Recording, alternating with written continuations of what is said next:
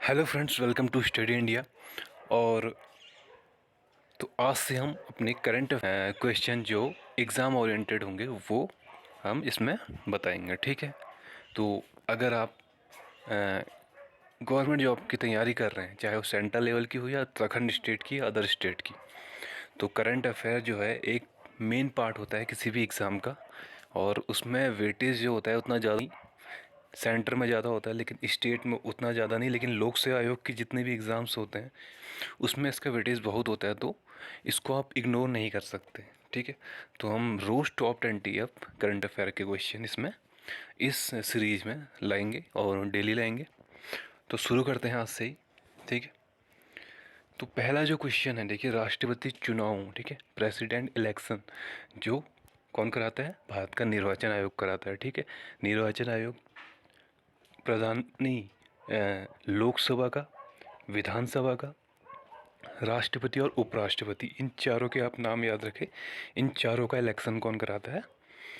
Chief election commission, ठीक है, भारत का।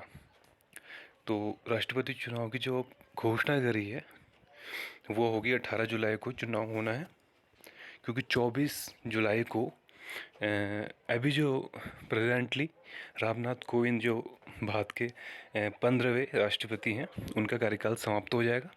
तो 18 जुलाई को जो है अधिसूचना जारी करी और इस दिन प्रेसिडेंट इलेक्शन होगा, ठीक है। और ये 16वें राष्ट्रपति के लिए होगा, ये भी आप जान लीजिए। बाकी देखिए, इसमें निर्वाचक मंडल में कौन होता है, कौन राष्ट्रपति चुनाव में भाग ले सकते हैं। देखिए, लोकसभा और राज्यसभा के जितने भी निर्वाचित सदस्य हैं तो वो इसमें भाग ले सकते हैं, और विधानसभा के निर्वाचित सदस्य, ठीक है।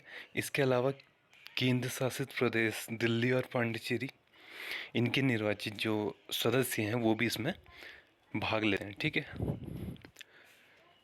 तो 776 MP और 4033 MLA इस चुनाव में भाग लेंगे। और निर्वाचक मंडल में कितने टोटल जो सदस्य होंगे वो होंगे 4809, ठीक है, मिला के। तो हर एक विधायक का एक अपना मत मूल्य होता है, ठीक है। अगर स्टेट की बात करें, वैसे ही हर एक सांसद का भी एक अपना मत मूल्य होता है, उसे टोटल से मल्टीप्लाई करते हैं जितने भी नंबर ऑफ MPs हैं, ठीक है। तो वो है इसमें। बाकी देखते हैं सेकंड क्वेश्चन।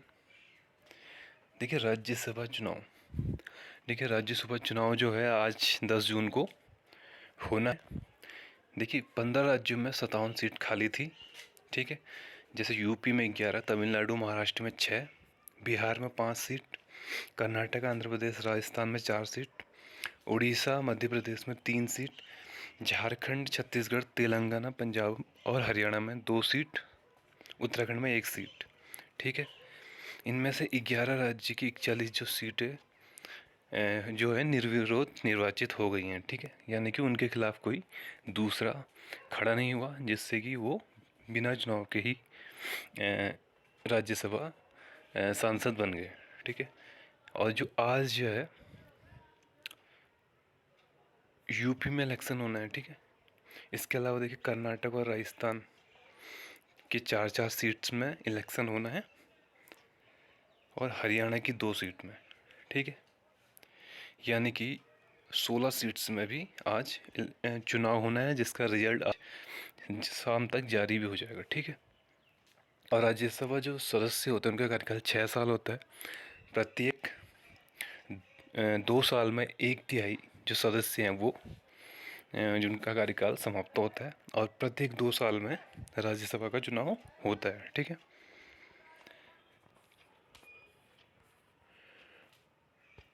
अब देखिए, उत्तराखंड शौर्य सम्मान, ठीक है, यह अवार्ड उत्तराखंड शौर्य अभियान समिति द्वारा दिया गया है।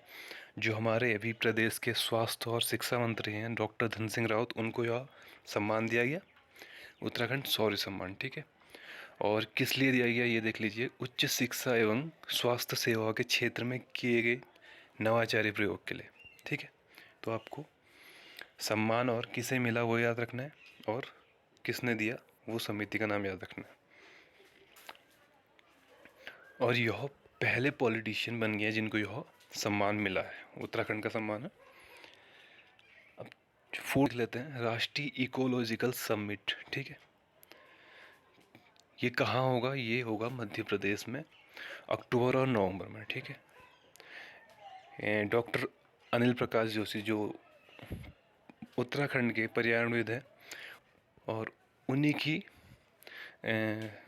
सोच है ये राष्ट्रीय इकोलॉजिकल समिट कराने की, जिसे मध्य प्रदेश के जो सीएम है शिवराज सिंह चौहान, उन्होंने मान लिया है और अक्टूबर नवंबर में वो यह सबमिट कराएंगे। ठीक है, ये आपको याद रखना है। अब देखते हैं पांचवा क्वेश्चन जो आज का है, वो है फ्रेंच ओपन 2022। ठीक है, तो इसमें हम इम्पोर्टेंट है।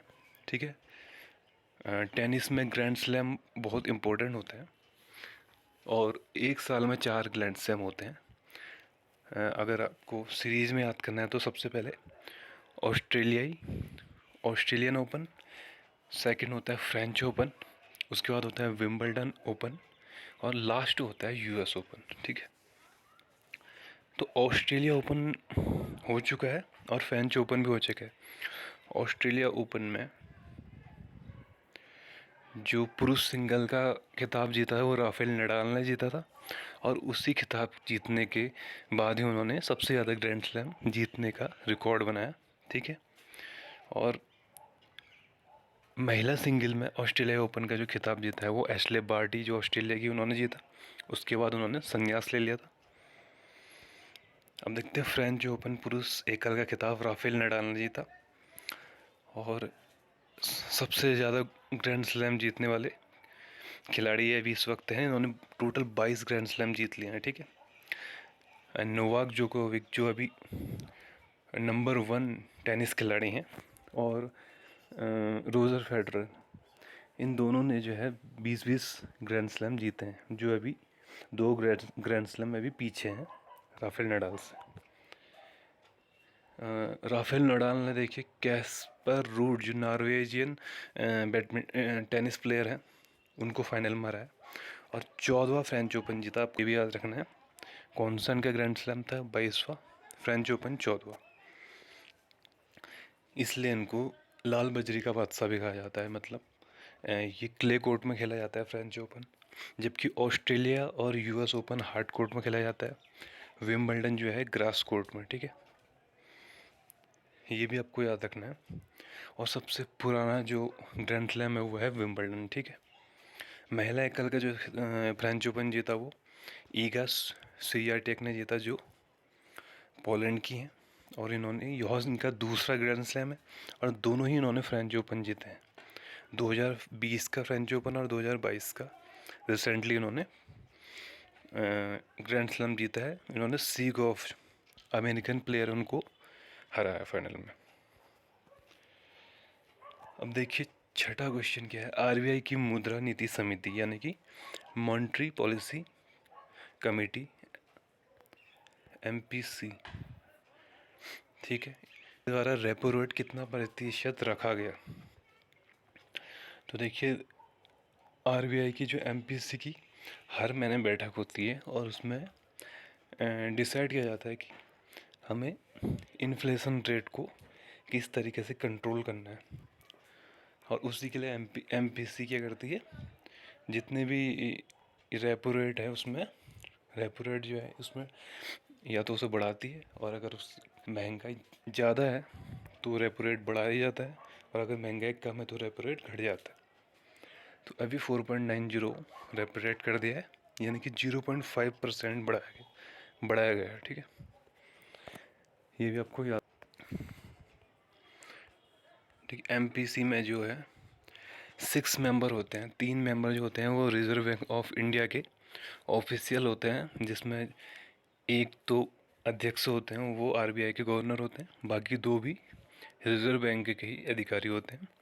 बाकी जो 3 होते हैं 6 में से, वो उन्हें जो है गवर्नमेंट ऑफ इंडिया नॉमिनेट करती है। ठीक है, और उनका कार्यकाल 4 साल का होता है।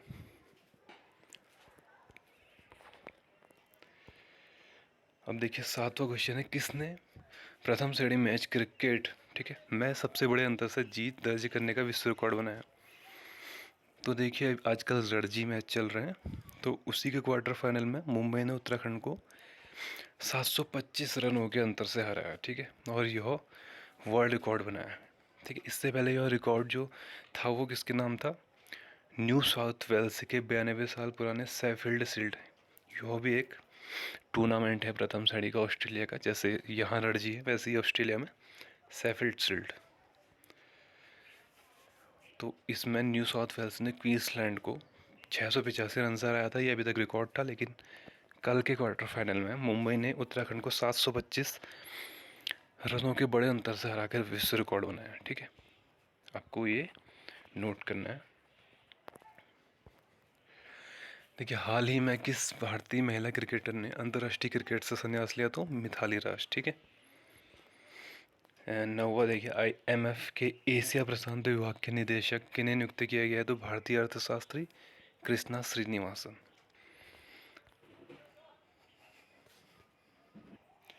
अब देखिए अगला क्वेश्चन है ग्रेन ATM, ठीक है, यानी कि अनाज ATM लगाने वाला तीसरा राज्य कौन बन जाएगा? वो बनेगा उत्तराखंड, ठीक है। इससे पहले हरियाणा और उड़ीसा ने अनाज ATM लगाया है, ठीक है, सबसे ज़्यादा था। और किस जगह में लगाया था? गुरुग्राम में, ठीक है, ये आपको याद रखना है। ये भी करंट का एक अच्छा क्वेश्चन है। और तीसरा जो राज्य अब बन जाएगा वो उत्तराखंड बन जाएगा। उत्तराखंड में अभी इसे पायलट प्रोजेक्ट के तहत लगाया जा रहा है। वर्ल्ड फूड प्रोग्राम, ठीक है, विश्व खाद्य कार्यक्रम के द्वारा यह ATM लगाया जा रहा है धर्मपुर उत्तराखंड में, ठीक है, देहरादून में है, वहाँ पायलट प्रोजेक्ट के रूप में लगाया जा रहा है। अगर वहाँ पर इसे सफलता मिलती है तो उसे पूरे स्टेट में लगाया जाएगा, ठीक है। अब देखिए मिशन अमृत सरोवर के तहत उत्तराखंड राज्यों में कितने सरोवर बनाए जाएंगे? देखिए आज़ादी का अमृत महोत्सव अभी चल रहा है, यानी कि 75वीं वर्षगांठ आज़ादी की 2023 में आने वाली है। तो ये 24 अप्रैल को प्रधानमंत्री नरेंद्र मोदी द्वारा घोषणा की गई थी कि मिशन अमृत सरोवर बनाए जाएंगे, ठीक है।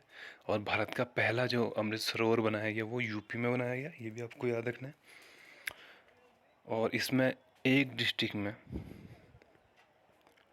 75 जो है अमृत सरोवर बनाने का डिसीजन लिया गया, प्रत्येक डिस्ट्रिक्ट में 75 अमृत सरोवर। इस हिसाब से उत्तराखंड में जो है 13 जिले हैं, तो अगर एक डिस्ट्रिक्ट में 75 सरोवर की बात करें तो 975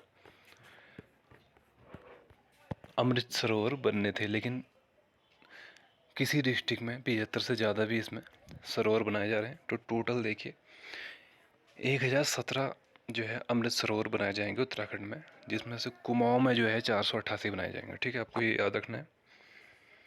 इसके अलावा देखिए 12 क्वेश्चन, देश का 101वां यूनिकॉर्न जो बना वो एगटेक स्टार्टअप फिजिक्स वाला बना, ठीक है, फिजिक्स वाला देश का 101वां यूनिकॉर्न बना, आपको याद रखना है। अगला क्वेश्चन है ईट राइट चैलेंज का प्रथम पुरस्कार जो मिला वो इंदौर को मिला, ठीक है, इंदौर को मिला, ठीक है।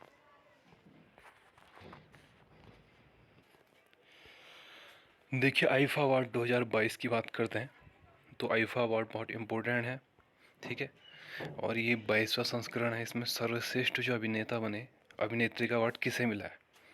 सबसे पहले आप जान लीजिए कि अबू धाबी इतिहाद अरीना में आईफा अवार्ड 2022 संपन्न हुआ, इसका 22वां संस्करण था। बेस्ट जो एक्टर का अवार्ड मिला वो विक्की कौशल को सरदार उधम सिंह मूवी के लिए। और बेस्ट एक्ट्रेस का अवार्ड कृति सेनन को मिला मिमी के लिए, ठीक है। बेस्ट मूवी शेरशाह, ठीक है। और best director Vishnuvardhan, Shershaah movie के जो डायरेक्टर हैं, ठीक है। ये आपको चारों याद करना है, ठीक है, कहीं से भी क्वेश्चन पूछ सकता है। इसके अलावा वेन्यू याद करना है, 22वां एडिशन था ये याद करना है, ठीक है। अब देखिए नेक्स्ट क्वेश्चन है हाल ही में खाद्य सुरक्षा सूचकांक में कौन सा राज्य शीर्ष पर रहा? तो तमिलनाडु, ठीक है। अंतर्राष्ट्रीय एल्यूमिनियम संस्थान के नए अध्यक्ष पाए। भारत का पहला स्किल इंडिया इंटरनेशनल सेंटर कहाँ बनाया गया? तो भुवनेश्वर, ठीक है, उड़ीसा में भुवनेश्वर में भारत का पहला स्किल इंडिया इंटरनेशनल सेंटर खोला जाएगा। ठीक है, भारत का स्किल इंडिया इंटरनेशनल जो सेंटर है वो कहाँ खोला जाएगा? भुवनेश्वर में। ठीक है,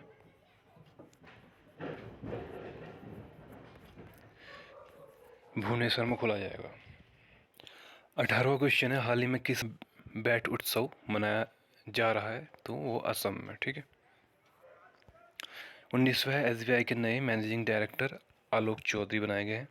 और अंतिम जो क्वेश्चन है वो है, हाल ही में पर्यावरण प्रदर्शन सूचकांक यानी इन्वायरमेंटल परफॉर्मेंस इंडेक्स 2022 में शीर्ष पर कौन सा देश रहा? तो डेनमार्क। इसके बाद दूसरे नंबर पर रहा है ब्रिटेन,